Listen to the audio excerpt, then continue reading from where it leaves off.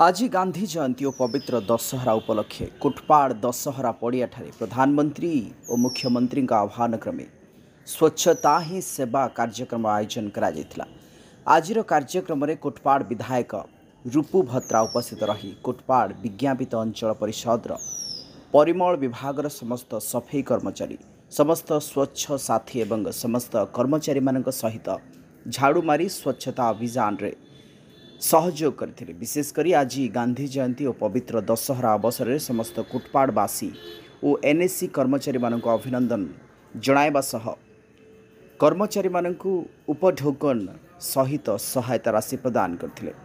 कुटपाड़ ठारे एही कार्यक्रम प्रथम करी आयोजन करा जायथिबारु स्वच्छ साथी परिमल विभाग कर्मचारी माने विधायक को धन्यवाद प्रदान करथिले। अन्य मानक मध्य विधायक प्रतिनिधि सुरेन महांती, रामेश्वर जेना, विधायक आचार्य विकास पट्टनायक, गौरांग नायक सहित कर्मी कुटपाड़ एनएससी पक्षरु गोपी माझी, राजेश चेट्टी, परिमल अधिकारी ए राजशेखर राव, जमादार रंजन डाकुआ सहित समस्त कर्मचारी माने उपस्थित थे। देखंतु आज सर्वप्रथम तो कटपाड़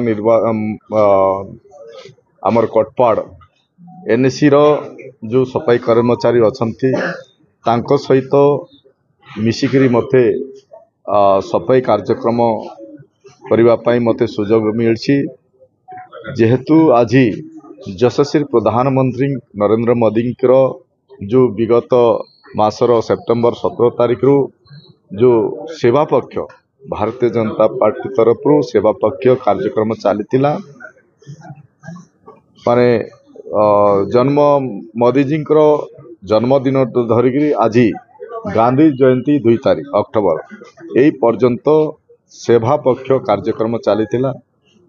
यही अवसर रे आज मथे मद आमर कटपाड़ एनएससी रो जो सफाई कर्मचारी माने भाई भौणी माने अछंती तांको सहित मो सफाई करबा पई मु सुजोग पाइतबर मु धन्य मन करछि। जेहेतु स्वच्छता ही सेवा आमे जदि परिवेश को स्वच्छता न रखिवा आम परिवेश आम जनसाधारण रोगग्रस्त हेबे। सही परिप्रेक्षी रे आज यशस्वी प्रधानमंत्री आह्वान एवं आमर लोकप्रिय मुख्यमंत्री मोहन चरण माझी जो नेतृत्व रे आज ओडिशा प्रदेश को गोटे समृद्ध ओडिशा गठन करबा पई आज एमएलए सर देखले आपन को केते खुशी लागला आ कोन कोन सब कथा हले मो ना आरती नायक एमएलए जी डाकितिले दशहरा पड़िया रे और सम्मुख सफाई कर्मचारी मानकू एमसीसी मा स्वच्छ साथी समस्त को डाकितिले।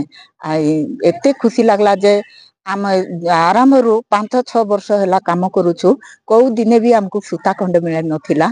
आज तावाल मने हमको देले हमको एते आश्वासन दे टंका रु मिठा पर्यंत हमको दे छंती तबे हमको बहुत खुशी लागला। और सबु माँ मने अनुभव करलु कि आज रो खुशी रुआरे कही अनुभव करिन सेंती खुशी लागला। प्रतिदिन आपण सफा करथले आज एमएलए सर भी आपण सहित सफा करले हम संगे सफा करले सफा करबा पे लोक कहले कि आज एमएलए निजे आपण सफा करले। हां सर आज सुंदर लागला। निजे हम देखलु कि हमर झाटा बाटा से एमएल सर निजे झाटा पाटा करले सीटा हमें अनुभव करले। कचरा भी काटले सब सफा करबा पे मात्र आज निजे हां निजे भी से करले और सब दिन लोक को कहउथिले आज निजे से करले। आ कोन कोन समस्या जणैले कि आपण कोन कोन समस्या हमें समस्या जणाइछु। अरे आसंता थरो को आउ थरे मीटिंग हेबो सेति बेले समस्या मई बुझी आपण कोन कोन समस्या जणाइले एमसीसी रे डंपिंग सेंटर नहीं जो पाखरे आमे काम करूछु सेठी आका सब ओळिया वर्जनानी गदा कर देउछंती आर सेठी बाछबा को कहउछंती डंपिंग सेंटर देइतिले सेही डंपिंग रे आमे काम करि थांतो। आ सफा करला समय रे कोन आपण जो जहा सब सामान दरकार एनएस तरव मिलछि कि नै मिलछि सब किंतु डंपिंग रे प्रॉब्लम नै। हां डंपिंग आका नहीं हम कोटपाट रे सेटा कोटपाड़ विजय कुमार मिश्र का रिपोर्ट प्रयाग खबर।